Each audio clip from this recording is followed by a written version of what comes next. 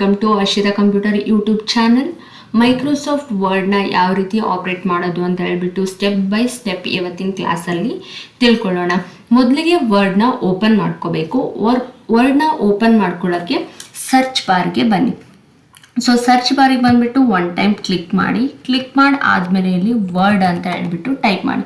So word ಅಂತ type ಮಾಡಿ just enter ಕೊಟ್ಟರೆ ವರ್ಡು ಓಪನ್ ಆಗುತ್ತೆ. ಇಲ್ಲ ಅಂದರೆ ಇಲ್ಲಿ ಮೇಲ್ಗಡೆ ವರ್ಡ್ ಆ್ಯಪ್ ಅಂತ ಕಾಣಿಸ್ತಿದ್ದಲ್ಲ, ಇದ್ರ ಮೇಲೆ ಒನ್ ಟೈಮ್ ಕ್ಲಿಕ್ ಮಾಡಿ. ಸೊ ಕ್ಲಿಕ್ ಮಾಡಿದ ತಕ್ಷಣವೇ ನಿಮಗೆ ವರ್ಡು ಓಪನ್ ಆಗುತ್ತೆ. ಸೊ ವರ್ಡ್ ಓಪನ್ ಆದಮೇಲೆ ಇಲ್ಲಿ ನ್ಯೂ ಬ್ಲ್ಯಾಂಕ್ ಡಾಕ್ಯುಮೆಂಟ್ ಅಂತ ಕಾಣಿಸ್ತಿದೆಯಲ್ಲ, ಒನ್ ಟೈಮ್ ಸೊ ಕ್ಲಿಕ್ ಮಾಡಿದ ತಕ್ಷಣ ವರ್ಡಿನ ಮೇನ್ ಪೇಜ್ ಏನಾಗುತ್ತೆ ಅಂದರೆ ನಿಮಗೆ ಓಪನ್ ಆಗುತ್ತೆ. ಸೊ ಓಪನ್ ಆದಮೇಲೆ ಇದಕ್ಕೆ ಕೆಲವೊಂದು ಪಾರ್ಟ್ಸ್ಗಳಂತ ಬರುತ್ತೆ, ಅದನ್ನ ಮೊದಲು ನಿಮಗೆ ತಿಳಿಸ್ಕೊಡ್ತೀನಿ. ಸೊ ಮೊದಲಿಗೆ ಇಲ್ಲಿ ಬ್ಲೂ ಕಲರಲ್ಲಿ ಕಾಣಿಸ್ತಿದೆಯಲ್ಲ, ಇಲ್ಲಿ ಮೇಲ್ಗಡೆ ಬ್ಲೂ ಕಲರ್ ಕಾಣಿಸ್ತಿದೆಯಲ್ಲ, ಇದಕ್ಕೆ ಟೈಟಲ್ ಬಾರ್ ಅಂತ ಹೇಳ್ಬಿಟ್ಟು ಕರಿತೀವಿ. ಸೊ ಈ ಟೈಟಲ್ ಬಾರಲ್ಲಿ ನಿಮಗೆ 3 ಬಟನ್ಸ್ ಬರುತ್ತೆ. ಸೊ ಫಸ್ಟ್ ಒನ್ ಬಂದ್ಬಿಟ್ಟು ಮಿನಿಮೈಸ್ ಅಂತ ಹೇಳ್ಬಿಟ್ಟು, so minimise one time click ಮಾಡಿದ ತಕ್ಷಣ ಏನಾಗುತ್ತೆ ಅಂದರೆ ಇಲ್ಲಿ ಟಾಸ್ಕ್ ಬಾರ್ ಅಂತ ಕರಿತೀವಿ. ಇದಕ್ಕೆ ಟಾಸ್ಕ್ ಬಾರಲ್ಲಿ ಬಂದ್ಬಿಟ್ಟು ಏನಾಗುತ್ತೆ ಅಂತ ಹೇಳಿದ್ರೆ ಮಿನಿಮೈಸ್ ಆಗುತ್ತೆ, ಕಂಪ್ಲೀಟ್ಲಿ ಕ್ಲೋಸ್ ಆಗಿರಲ್ಲ, ಜಸ್ಟ್ ಏನಾಗುತ್ತೆ ಅಂತ ಹೇಳಿದ್ರೆ ಮಿನಿಮೈಸ್ ಆಗುತ್ತೆ. ಸೊ ಮಿನಿಮೈಸ್ ಮಾಡಿಕೊಂಡು ಆಲ್ಟರ್ನೇಟಿವ್ ನಾವು ಬೇರೆ ಏನಾದರೂ ಅಪ್ಲಿಕೇಶನ್ನ ಓಪನ್ ಮಾಡಿಕೊಂಡು ಆಪ್ರೇಟ್ ಮಾಡ್ತೀವಿ ಅಂತ ಹೇಳಿದ್ರೆ ಆಪ್ರೇಟ್ ಮಾಡ್ಬೋದು. ಆಪ್ರೇಟ್ ಮಾಡಿ ಕಂಪ್ಲೀಟ್ ಆದಮೇಲೆ ಹಾಗೆ ನೀವು ಇಲ್ಲಿ ವರ್ಡ್ ಮೇಲೆ ಮೂವ್ ಮಾಡಿ, ಕರ್ಸರ್ ಪಾಯಿಂಟ್ನ ಜಸ್ಟ್ ಮೂವ್ ಮಾಡಿದ ತಕ್ಷಣ ನಿಮ್ಗೆ ಏನಾಗುತ್ತೆ ಅಂತ ಹೇಳಿದ್ರೆ ಇಲ್ಲಿ ನೋಡಿ ಮೇಲ್ಗಡೆ ಸೊ ವರ್ಡ್ ಡಾಕ್ಯುಮೆಂಟ್ ಶೋ ಆಗ್ತಿದೆ. ಇಲ್ಲಿ ಬಂದ್ಬಿಟ್ಟು ಜಸ್ಟ್ ಒನ್ ಟೈಮ್ ಕ್ಲಿಕ್ ಮಾಡಿ. ಸೊ ಕ್ಲಿಕ್ ಮಾಡಿದ ತಕ್ಷಣ ವರ್ಡ್ ಡಾಕ್ಯುಮೆಂಟ್ ಓಪನ್ ಆಗುತ್ತೆ. ಇದು ಮಿನಿಮೈಸ್. ನೆಕ್ಸ್ಟ್ ಒನ್ ಬಂದ್ಬಿಟ್ಟು ಮ್ಯಾಕ್ಸಿಮೈಸ್ ಅಂತ ಹೇಳಿದ್ರೆ ಮ್ಯಾಕ್ಸಿಮೈಸ್ ಬಟನ್. ಸೊ ಕ್ಲಿಕ್ ಮಾಡಿದ ತಕ್ಷಣ ಏನಾಯ್ತು, ಫುಲ್ ಸ್ಕ್ರೀನ್ ಅಲ್ಲಿ ಇರುವಂತ ವರ್ಡ್ ಏನಾಯ್ತು ಈಗ ಆಫ್ ಸ್ಕ್ರೀನಿಗೆ ಕನ್ವರ್ಟ್ ಆಯ್ತು. ಸೊ ಈ ಆಫ್ ಸ್ಕ್ರೀನಿಗೆ ಕನ್ವರ್ಟ್ ಆಯಿತು. ಸೊ ಇದರಿಂದ ಏನು ಯೂಸ್ ಅಪ್ಪ ನಮಗೆ ಅಂತ ಹೇಳಿದ್ರೆ, ಸೊ ಅಟ್ ಎ ಟೈಮ್ ನಾವು 2 ಅಪ್ಲಿಕೇಶನಲ್ಲಿ ಏನಾದರೂ ಆಪ್ರೇಟ್ ಮಾಡಬೇಕಿತ್ತು ಅಂತ ಅಂದಾಗ ಈ ಮ್ಯಾಕ್ಸಿಮೈಸ್ ಬಟನ್ ನಮ್ಗೆ ಏನಾಗುತ್ತೆ ಯೂಸ್ ಆಗುತ್ತೆ.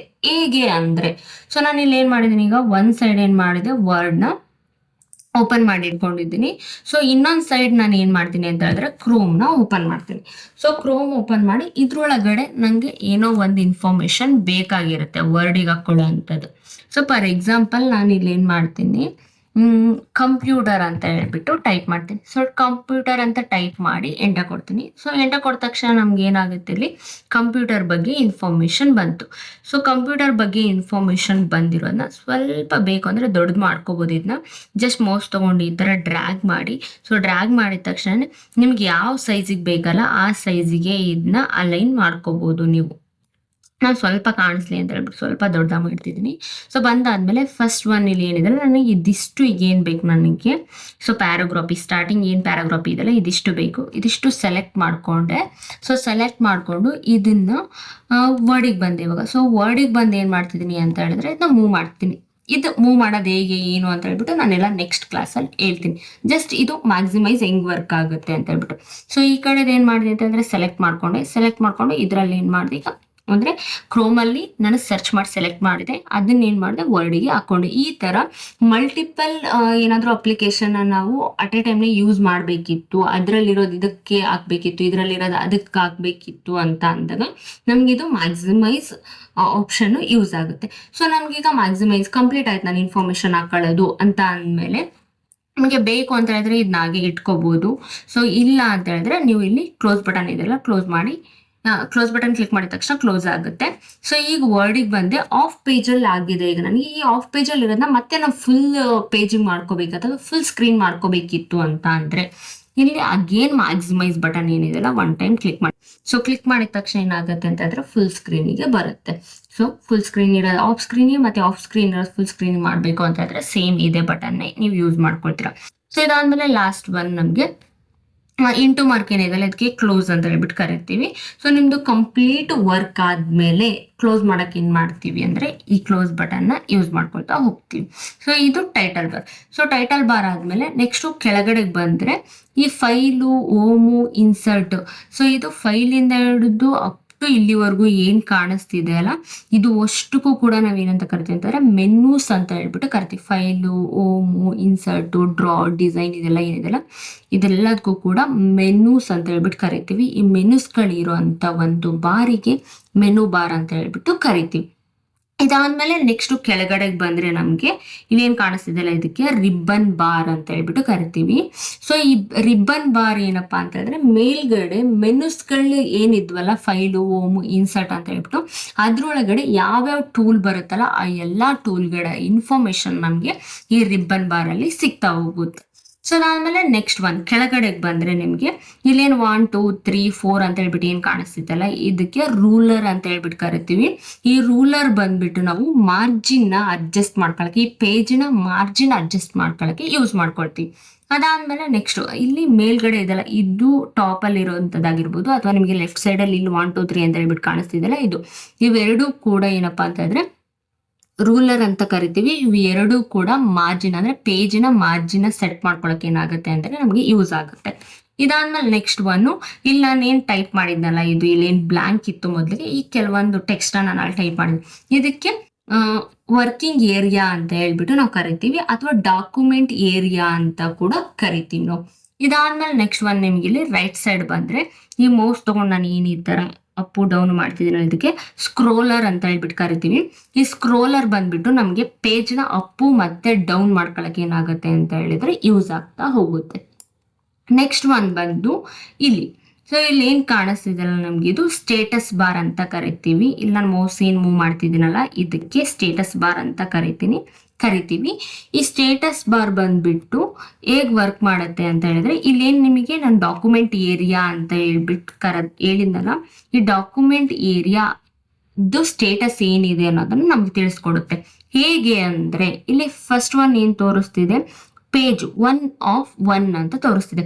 ಪೇಜ್ 1 of 1 ಅಂತ ಹೇಳಿದ್ರೆ ನಾವು ಒಂದು ಪೇಜ್ ನ ಓಪನ್ ಮಾಡ್ಕೊಂಡಿದ್ದೀವಿ, ಆ ಪೇಜ್ ಅಲ್ಲಿ ಏನಾಗಿದೆ ಅಂತಂದ್ರೆ ವರ್ಕ್ ಮಾಡ್ತಿದೀವಿ ಅಂತ ಅರ್ಥ.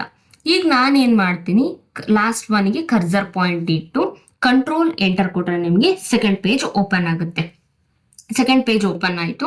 ಓಪನ್ ಆಗಿ ಕರ್ಸರ್ ಪಾಯಿಂಟ್ ಎಲ್ಲಿ ಬ್ಲಿಂಕ್ ಆಗ್ತಿದೆ, ಈಗ ಸೆಕೆಂಡ್ ಒನ್ ಪೇಜ್ ಅಲ್ಲಿ ಏನಾಗಿದೆ ಬ್ಲಿಂಕ್ ಆಗ್ತಿದೆ. ಈ ಬ್ಲಾಕ್ ಕಲರ್ ಏನಿದೆ ಇದು ಕರ್ಸರ್ ಪಾಯಿಂಟ್ ಅಂತ ಕರಿತೀವಿ.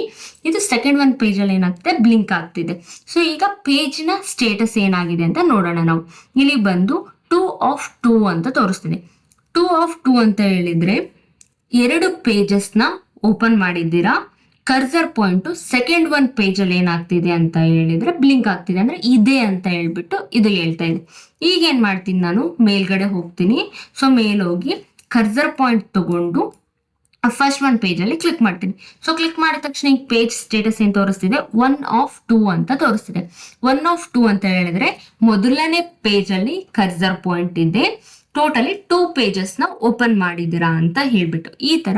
ಸೊ ನಾವ್ ಎಷ್ಟು ಪೇಜಸ್ ನ ಓಪನ್ ಮಾಡಿರ್ತೀವಲ್ಲ ಅಷ್ಟು ಪೇಜ್ ಅನ್ನು ಕೂಡ ಏನಪ್ಪಾ ಅಂತಂದ್ರೆ ಕೌಂಟೇಬಲ್ ತೋರಿಸ್ತಿರುತ್ತೆ.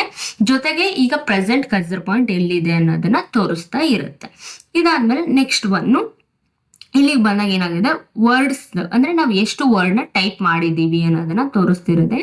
ಟೋಟಲ್ ಆಗಿ ಇಲ್ಲಿ ಏನಾಗಿದೆ ಅಂತ ಹೇಳಿದ್ರೆ 33 ವರ್ಡ್ ನ ಟೈಪ್ ಮಾಡಿದೀರಾ ಅಂತ ಹೇಳ್ಬಿಟ್ಟು ತೋರಿಸ್ತಾ ಇದೆ ಸ್ಟೇಟಸ್ ನ. ಈಗ ನಾನು ಏನ್ ಮಾಡ್ತೀನಿ, ಸೆಲೆಕ್ಟ್ ಮಾಡ್ಕೊಂಡು ಇದನ್ನ ಡಿಲೀಟ್ ಮಾಡ್ಬಿಡ್ತೀನಿ. ಸೊ ಡಿಲೀಟ್ ಮಾಡ್ಬಿಟ್ಟು ಇಲ್ಲಿ ಏನ್ ಮಾಡ್ತೀನಿ, ದಿಸ್ ಈಸ್ ಕಂಪ್ಯೂಟರ್ ಅಂತ ಹೇಳ್ಬಿಟ್ಟು ಟೈಪ್ ಮಾಡ್ತೀನಿ. ದಿಸ್ ಈಸ್ ಕಂಪ್ಯೂಟರ್ ಅಂತ ಟೈಪ್ ಮಾಡಿದ್ದೀನಿ. ಟೋಟಲ್ ಏನಿದೆ 3 ವರ್ಡ್ಸ್ ಇದ್ರೊಳಗಡೆ ಇದೆ. ಆದ್ರೆ ಸ್ಟೇಟಸ್ ನೋಡಿ ಇಲ್ಲಿ ಏನ್ ತೋರಿಸ್ತಿದೆ, ಬರೀ 1 ವರ್ಡ್ ಅಂತ ತೋರಿಸ್ತಿದೆ.